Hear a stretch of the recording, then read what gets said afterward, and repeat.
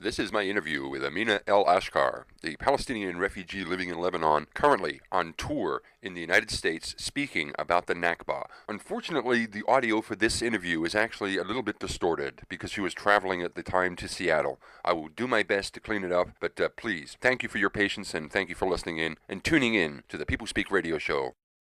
Good morning, good evening, good afternoon, America, or whatever your time zone across this beautiful planet Earth of ours. Welcome back, everybody, to the People Speak radio show. I'm your host for tonight, Steve Johnson. The People Speak show normally airs every Tuesday, 6 to 7 p.m. Pacific and 9 to 10 p.m. Eastern on the BBS radio network. You can participate during the show with call-in questions for our guests, toll-free in the USA and Canada on 1-888-429-5471. This is a wonderful show tonight. I'm more excited than John McCain meeting back with his ISIS buddies. We're talking to a very special guest right here, Amena El Ashkar, the granddaughter and great-granddaughter of the Nakba survivors from Palestine, who has no other home than refugee camps. She's currently touring the United States talking about her experiences as a Palestinian living in the refugee camps, and more importantly, why Israel has no real right to exist. Welcome to the People Speak show, Amena El Ashkar. Assalamu alaikum.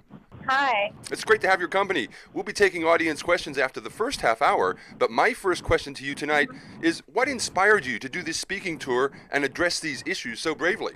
Well, I actually feel like me and she's the Nakba survivor with me, we feel that we have a duty to our homeland to tell people about our story and how our people were expelled and forced to leave their lands, and that's why mainly we're doing this. Do you find that not a lot of people know about the Nakba and what's it all about? Do you find a lot of people have never even heard of that? Well, I'm not sure, but we found many people who know a little bit about this, but they're not sure which stance to take. And we found so many people having this issue. We found people who actually know, but they didn't know about the Nakba or about the refugees and outside Palestine. And we found people who actually know. But among the Americans, most of them don't actually know. Right. Well,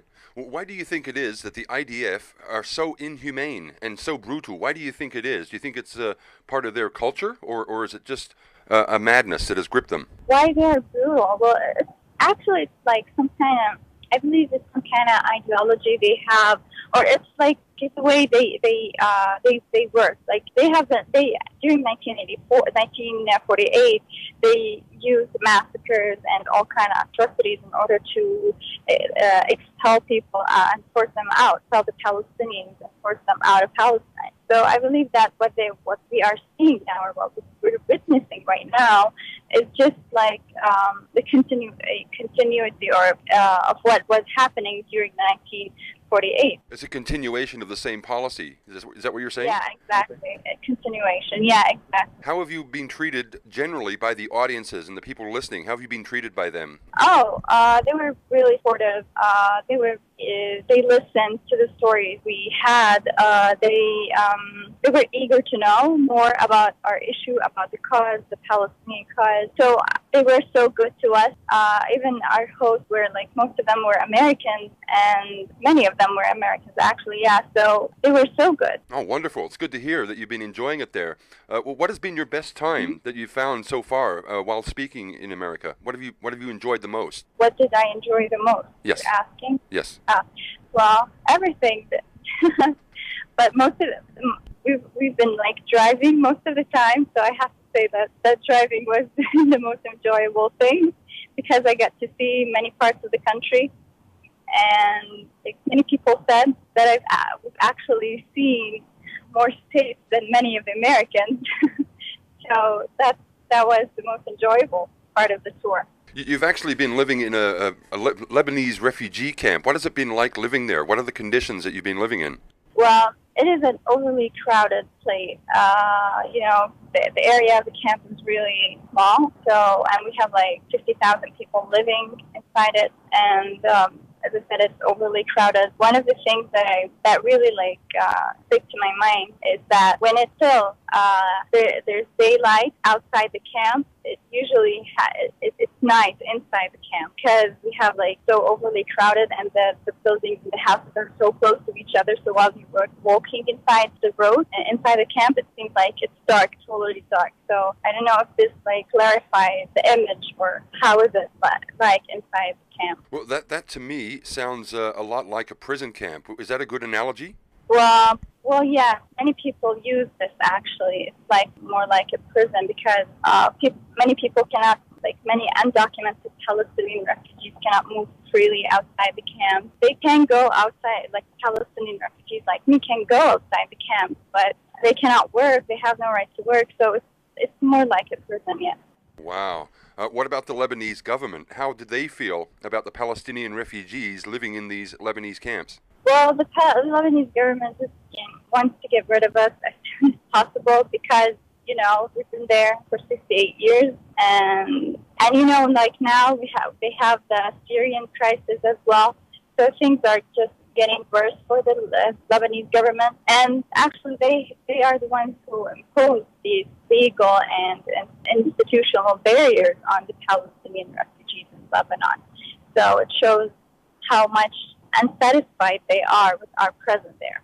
And I do believe you've actually lived in the camps while Israel tried to attack Lebanon. Is that not true?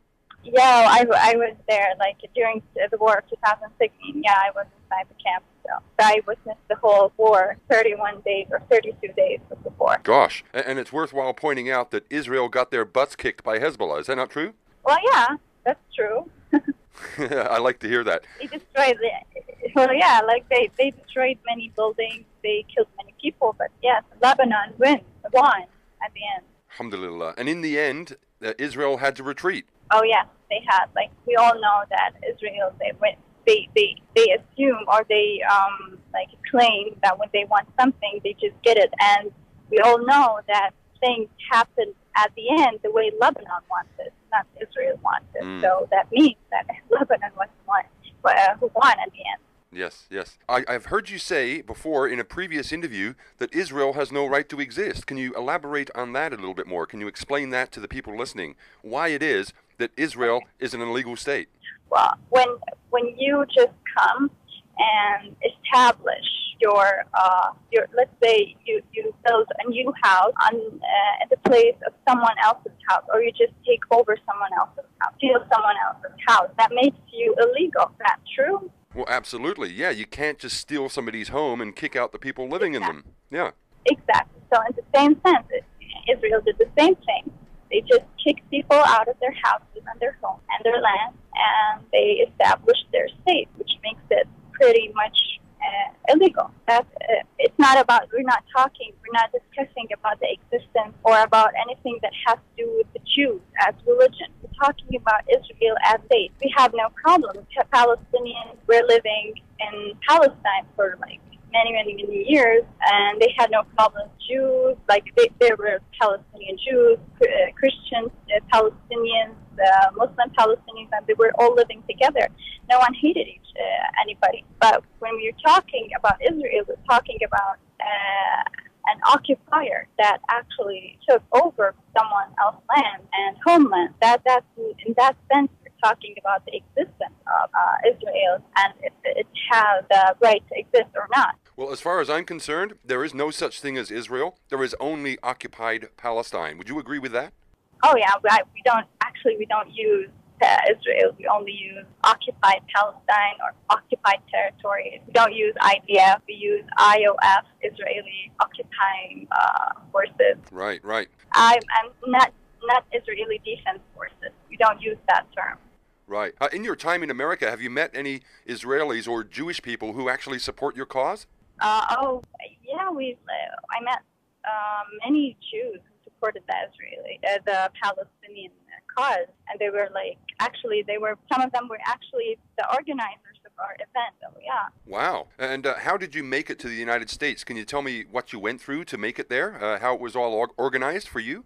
Oh yeah, it was like we had to go through many things because it's pretty much difficult for a Palestinian holding a travel document, Palestinian refugee holding a travel document to travel. And it was like everybody just said that I'm pretty lucky to have it, because many people like really want it. They never get it, the U.S. visa, I mean. So I had to apply the first time with someone else. She's my friend, and she was supposed to come on the tour with me. So we applied, both of us, at the first time, but both of us were denied because they said we had no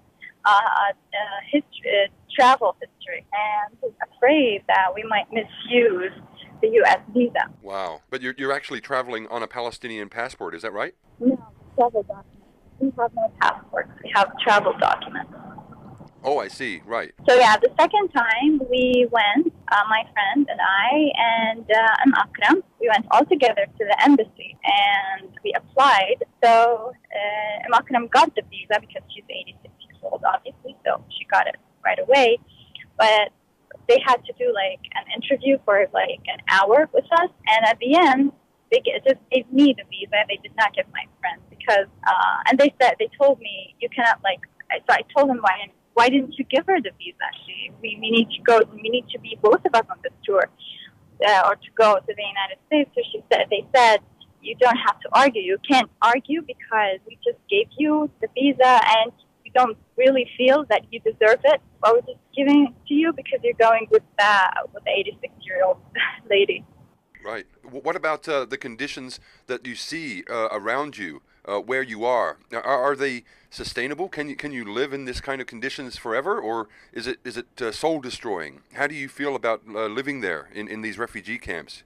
Well, I believe that, and I want to I want to show the Palestinian refugees as heroes for surviving 68 years in these refugee camps, because no one on this earth can possibly survive in these camps, because they lack all kind of life conditions. They lack any basic human thing. Yeah, exactly. So many people, like the houses, I don't know, there are no green spaces in the camp. Kids, like, I'm just going to give you this small example. Kids, they don't have the spaces to play in. They go and play at the cemetery. They play football there. So this is I think this is a very ugly example of how the Palestinians, it's not like because they want to go and play there. No, it's because they have no other place to play in. Wow. And, so many houses don't ever see the sunlight in the camp. We even, we have no power, no electricity. We even don't have, cell phone reception, which is funny. So, yeah. Well, what about the people who don't get it, who say, well, why don't you just go back to Palestine? I mean, what have you got to say to them, the people who just don't get it? Well, we've been asking, or we've been, telling the whole world that we want to go back to Palestine. We don't want to stay living in the refugee camps our whole life, but we're not allowed to because. All right, it seems like we've just lost the connection there. Are you still with us, Amena? Yes. Okay, well, we've just lost it. You're trying to say, I believe, that you're actually not allowed to go back to Palestine. Is that true? Yes, we're not allowed to go back to Palestine because some other group of people keep that plan. These group of people are usually Israelis. All right. Can you tell me, have you ever actually been to Palestine yourself? Oh, no, we're not allowed that. It's a dream. It's actually a dream. We go every year during the memory of the Nakba, May 15th, we go to the border. It's the furthest we can go. It's 2 hours away from where we live in the south, from Beirut to south, that's the border, the closest point to Palestine. That's where we get to only see Palestine, or as we say, to smell the air of Palestine. So Wow. That's all we get. We cannot go into Palestine. Well, what about living in the camps? Do you get much news about what's happening in Gaza and the West Bank? Do you get many news feeds? You do? Mm-hmm. We know everything about what it is. Yeah, we have news, we have internet by the camp, so we don't have electricity 24 hours though, but we get it 6 hours a day or 4 hours a day, and then we can see the news and know what is actually happening in Gaza and in the West Bank and in the occupied territory. Wow, you're saying out of the 24 hours of every day, you only get 6 hours of electricity a day? Yeah. Gosh. Like that's the average. Like in August or July and August and in September we don't have, like, we have it like for two hours. Goodness me. What about support? Is there anyone out there that is supporting your cause to get you back to Palestine? Is anyone making a noise about this, or is this the whole reason that you've come to the United States? Well, this is the whole reason behind coming to the United States. We have many people supporting us, but talking about politics and about official level, no one is actually supporting the Palestinian cause or the cause of refugees. And that's why we came here, to try to talk to the people, to spread as much as can about the Palestinian cause and the refugees, so that they can in some way affect or influence the policy in the United States. Right, to try and get some more public support. Exactly. If you could go back to Palestine for one day, where would you go and visit first? Where would be the first place you would visit? Oh, I don't know. I think I'm going to spend the whole day just crying. One day is not enough. Because I have this all the time thinking about it. Like, if I go or if I went there, what would I do, or where would I go? I just don't know. But I think that the first place that I go to is Jerusalem and to the Dome of the Rock. Mm-hmm. So, yeah. The Al-Aqsa Mosque. I'm going to just be crying, yes. Inshallah, you will make it there one day. I'm sure you will. Yeah, I'm sure too. What has been the best experience in the United States, apart from seeing the landscapes and everything? What has been the most amazing thing that you've seen or experienced while there?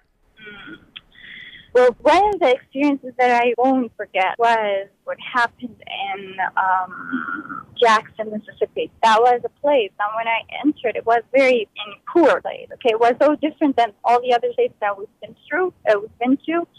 And people were just like, they were poor, and even the places there were like, they actually reminded me of the camp, and people there were just like, I was able to see the images of the people, the refugees back there. And I was really amazed that these people, and they go through many things, and they have suffered so much. And yes, they support the Palestinian cause, and they believe in the Palestinian cause, and that we are right, and we have the right to go back to our land. And they actually do not, people living there, especially talking about African Americans, they don't see themselves as supporters only. They see themselves as they're fighting with us, the same enemy. That's what they said. So that was one of the most interesting experiences on my tour. So I guess Jackson, Mississippi was a different picture of the United States altogether. Mm-hmm. Yeah, that's true. Goodness. It was pretty different place, different people. Right. I believe there was some controversy at one of the talking tours that you did with Alison Weir, that they wanted to not allow her to talk. Can you tell us a bit more about that? I know. She was not planning to talk. She was only attending the event. Not that she's going to talk, but they did not want her to be there. And why was that? Why did they not want her to be there? She's a very good vocal supporter of Palestine and the Palestinian cause. Why was she disallowed to be there? Well, they said that some of the audience might be intimidated by her presence, and they didn't want her to be there. So I actually asked the same question. I said that she's a supporter for the Palestinian cause, and I didn't understand why they didn't want her there. So that they said that she is accused to be anti-Semite, and because she says that Israel has no right to exist. But it's true, though. Israel doesn't have any right to exist. It is just an occupying force that is brutalizing and terrorizing the people. Yeah, legally it does not have the right to exist. But it seems like some people are just too afraid to talk about it. So it exists in international law. So in your mind and your visit there to the United States, do you see that the Zionists are running, the same Zionists who run Israel are running the United States? Do you see that?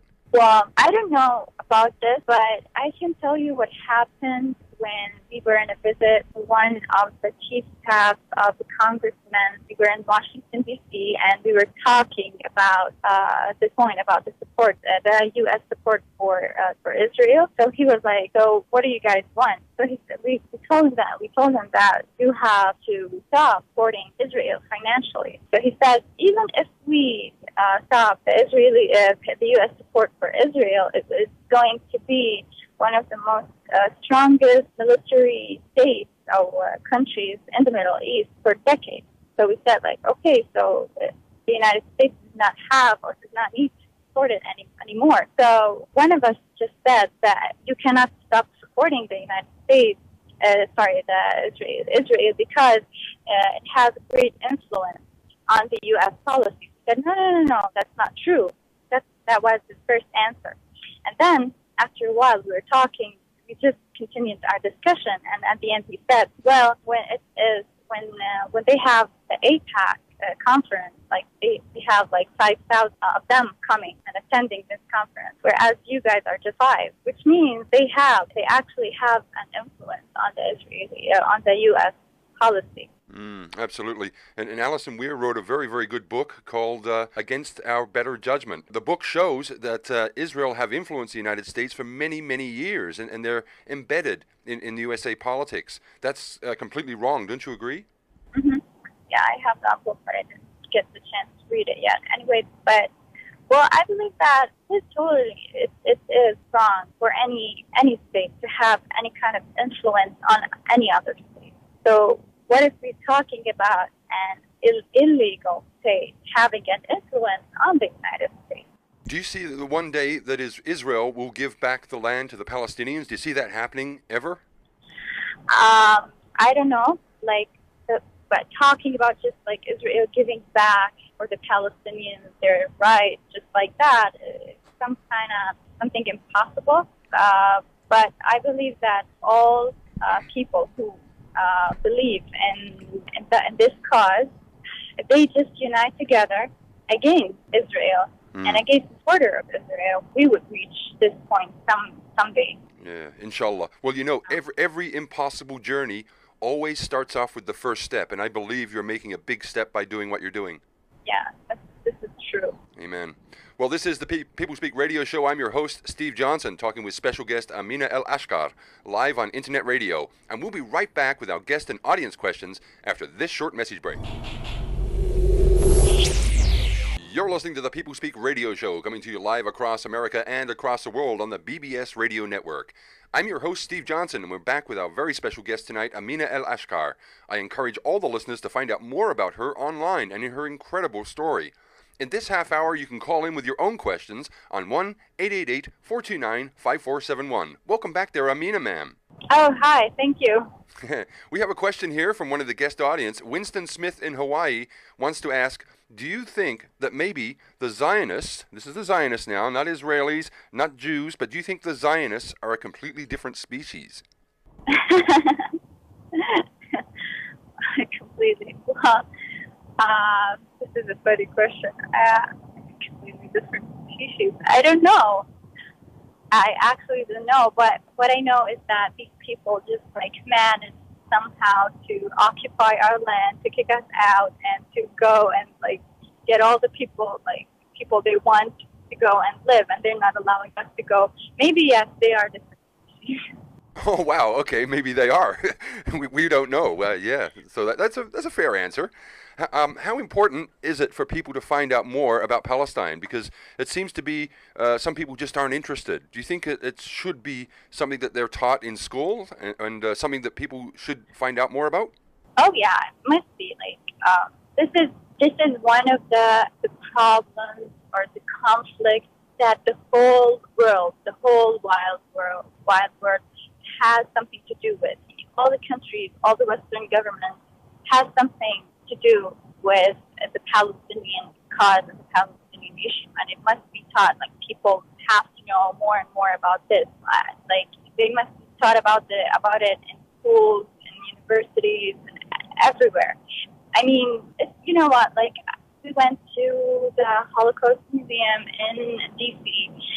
and all the things that we saw, all the events, all what happened to the Jews in Europe back then is the same thing that is happening to us right now. Mm-hmm. So why not teaching people about this? I mean, they're actually repeating the same historic events that happen now. It's live. They get they get to show their students what happened to the Jews during the Holocaust, and when they show them what is happening to the Palestinians.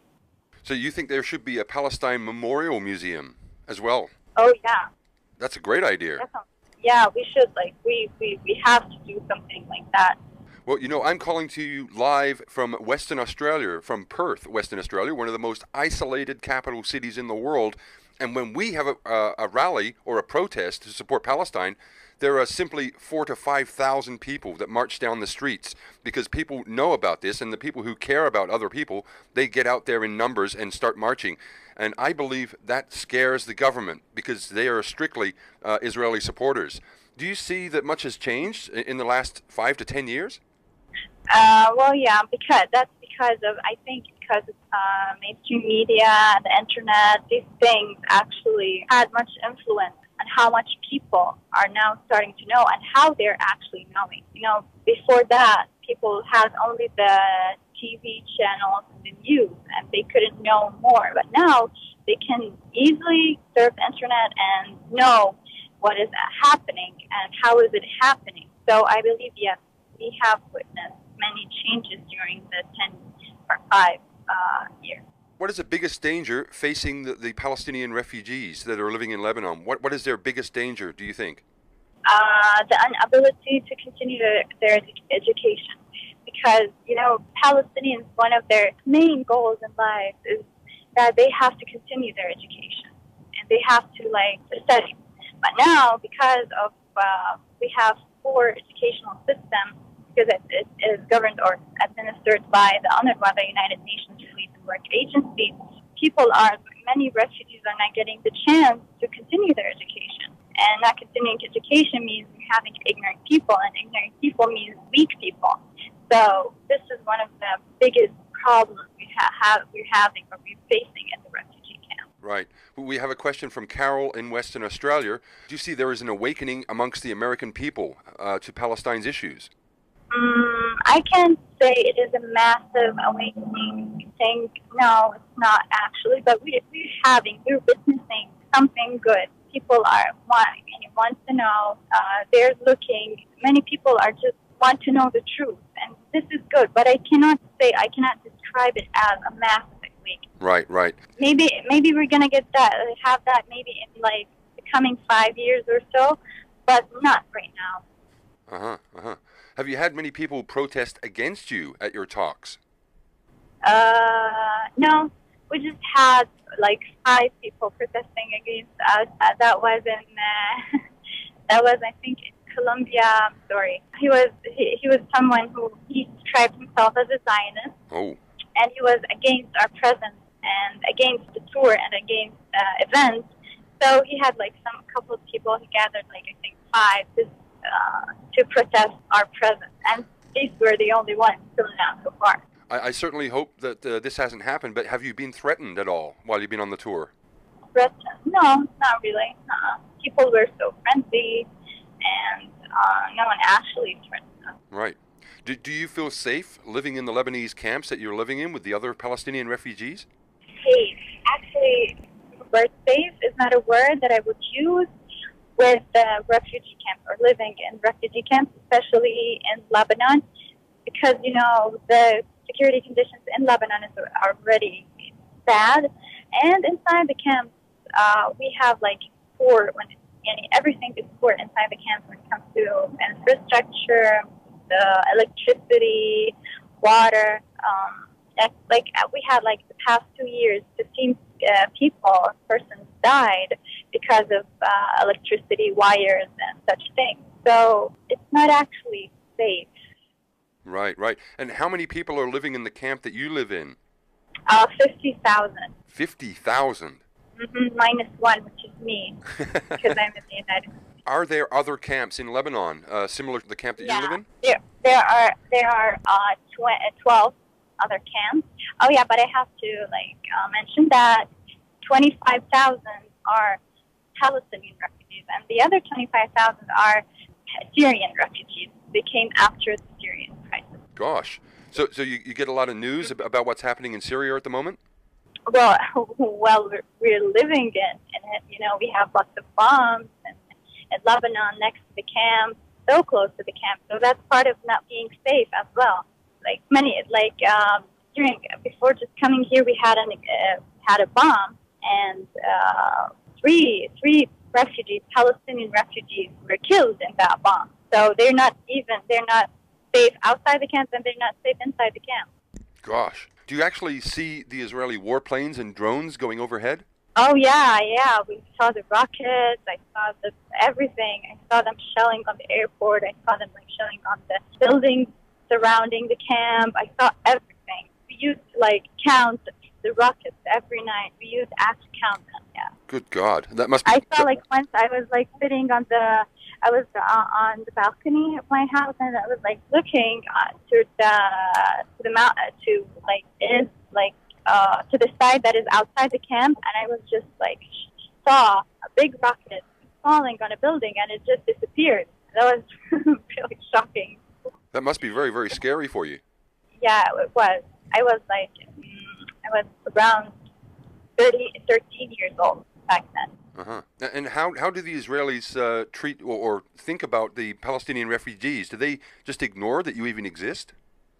I think yes. They're just ignoring their existence. They don't want when you have a problem that you don't want to solve, you just ignore it, and that's exactly what the Israelis are doing or trying to do. Just ignoring them, not talking about them. And when they even talk about the refugees, they don't even talk about us. They talk about the refugees that are inside the West Bank and in Gaza. They don't talk about Palestinian refugees outside in the neighboring countries like in Jordan and Syria and Lebanon. So, yes, they are. And, of course, I do have to mention those living in exile in countries like Canada, in Australia, in the UK. They're all over the world. There's 6 million Palestinians that have been removed from their house. Do you feel that the Holocaust is part of the reason why Israel are behaving the way they are? What do you mean, they are behaving the way they are? I mean, they used it in order to go, to occupy Palestine.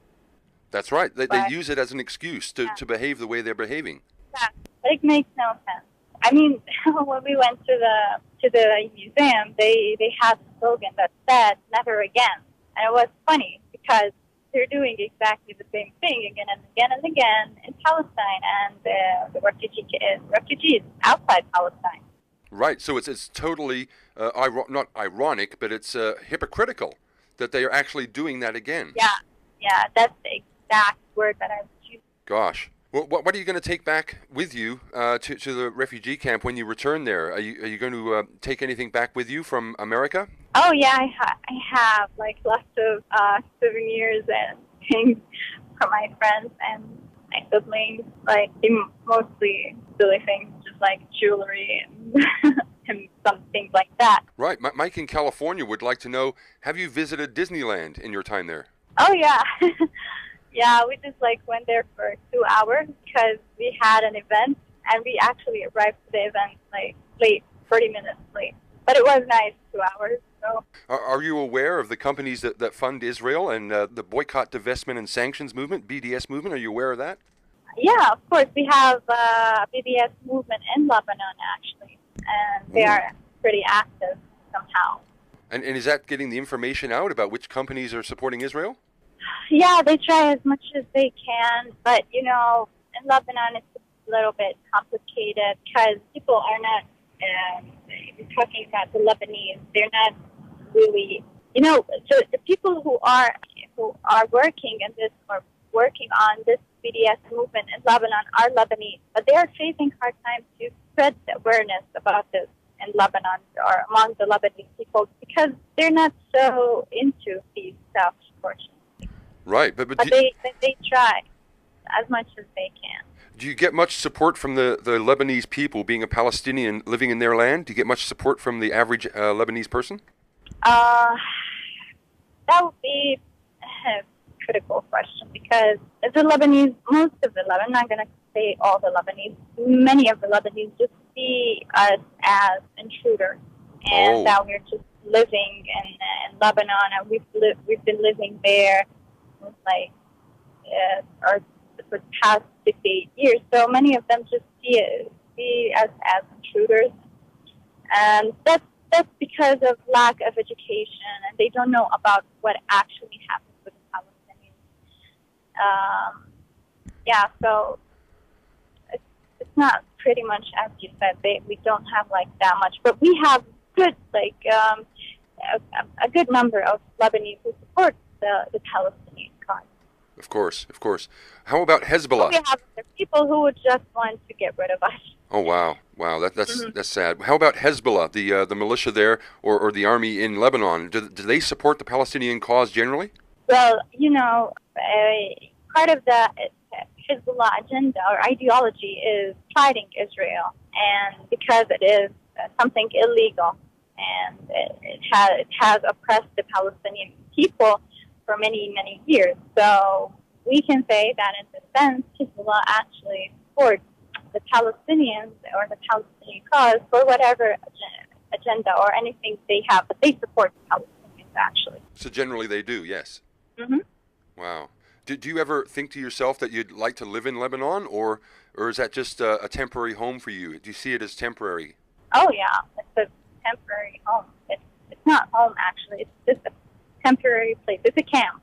That's why we still use the camp, though we don't have actually tents. We still use the word camp because it's something temporary, and we believe that we're going to go back home.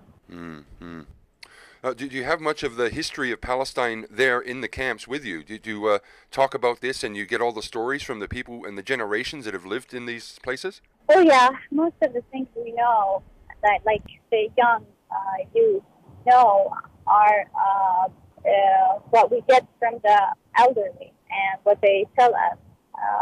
So pretty much, yeah, that's how we get how we get to know our history. Right. Have you heard the news just recently? Avigdor Lieberman has been promoted to the defense minister. Mm-hmm. What are your thoughts on that? Whoever just takes this position, it's not going to be a great difference for the Palestinians because they're all the same. They all have the same agenda. They all have the same ideology. They all have the same ideas. So it's not going to be quite different than all the other people who were before him. So there's only ever going to be radicals and right-wing fanatics and nutcases in the Israeli government. You believe that? Yes. Yes. And you don't see much hope on the horizon for that changing in Israel at all? I don't think so. No, because Israel is a state that was founded or established on the idea of fear, and when they always tell their people that someone is targeting us as Israelis, or someone wants to attack us, or someone wants to kill us, someone wants to get rid of us. So they just use this factor, the fear factor, in order to have power, and in order to show that they are in danger, they have to show that they have power to face this danger. So I don't believe that there's going to be any change in the Israeli state, at least Right. So you're saying by keeping the people of Israel living in fear, they will constantly be at war and constantly be killing Palestinians. Is that correct? Mm-hmm. That's true. Yeah. Yes, exactly. But the big difference I see between Palestine and Israel is that Palestine doesn't have an army, it doesn't have a navy, it doesn't have an air force. All they have is the things that are around them, the daily things that they are allowed to have, which is not much at all. Isn't that the big difference? We're not talking about a war here. We're talking about outright genocide. Exactly. And with all their military arsenal and all these weapons they have, after 68 years, they were not able to actually get rid of the Palestinians. It tells so much about the Palestinians. Alhamdulillah. Although, as you were saying, the Palestinians have nothing, actually. And they are the bravest people in the world, I do believe. I believe that too. Amen. So what's your plans that you've got coming up to the near future? What have you got planned after your Nakba tour? Do you plan to do other tours in other places, maybe the European? Well, yeah, we actually started to talk about a new tour next year. We don't have, of course, any details until now, but we're planning to do another tour next year, inshallah, because we believe that this one was a great success. So, and the organizers were so satisfied. So we think they're going to do it next year, inshallah. Well, I'd love to see that. That's for sure. Do you have something to say? If you could stand up and talk to all the people in all the world, in Australia, in America, what would you tell them? What's the number one message that you want to get across? I want all the people to look to the Palestinians as human beings. We're not discussing politics. We're not discussing any kind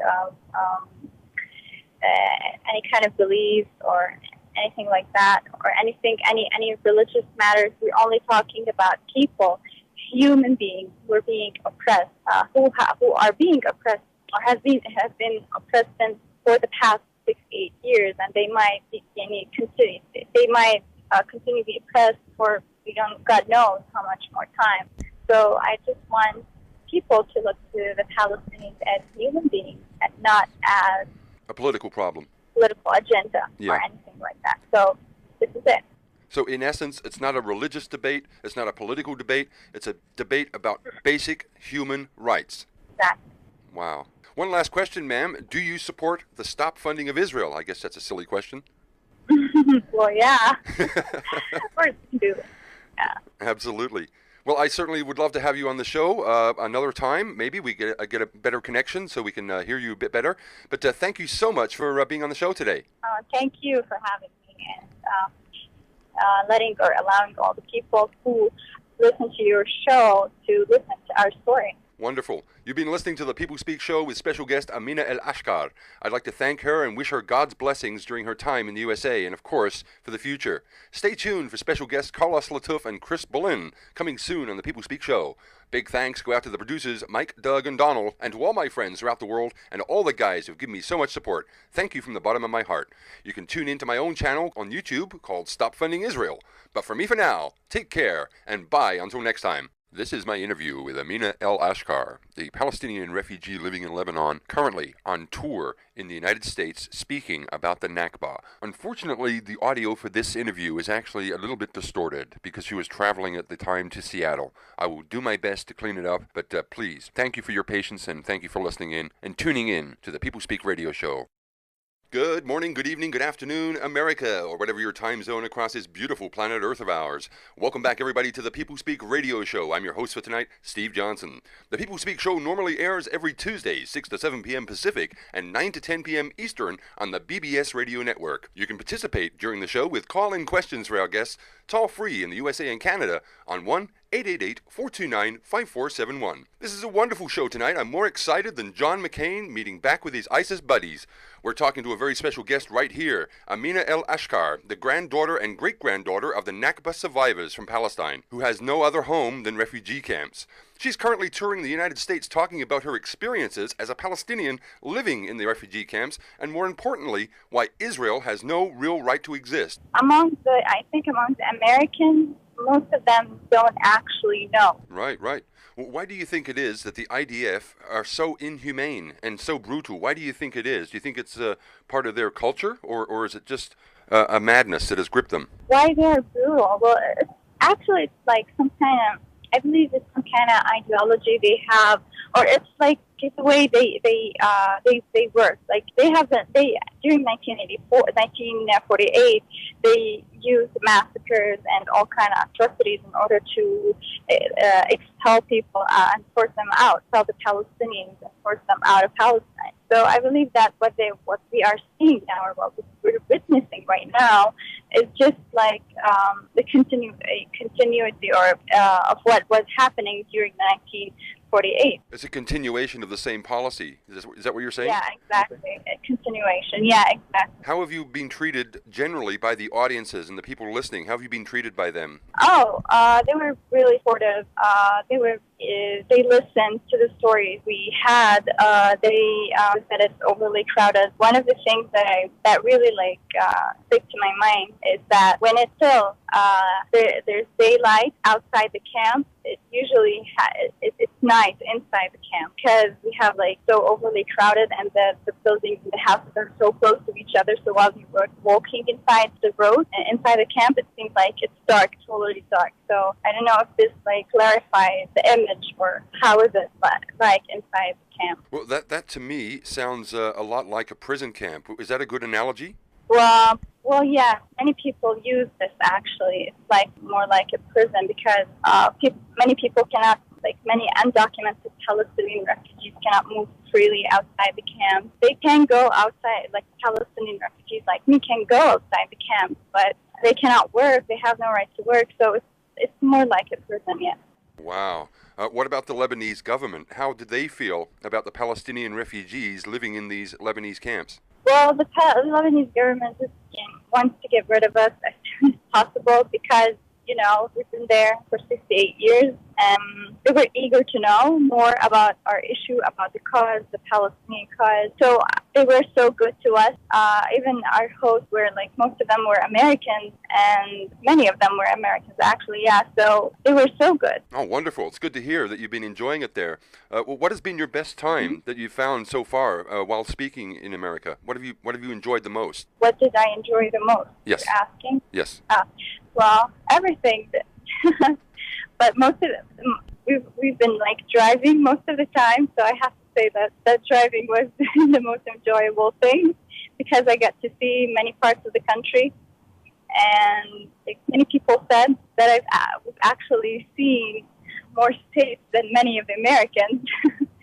So that was the most enjoyable part of the tour. You've actually been living in a Lebanese refugee camp. What has it been like living there? What are the conditions that you've been living in? Well, it is an overly crowded place. You know, the area of the camp is really small, and we have like 50,000 people living inside it. And welcome to the People Speak show. Amena El Ashkar. Assalamu alaikum. Hi. It's great to have your company. We'll be taking audience questions after the first half hour, but my first question to you tonight is, what inspired you to do this speaking tour and address these issues so bravely?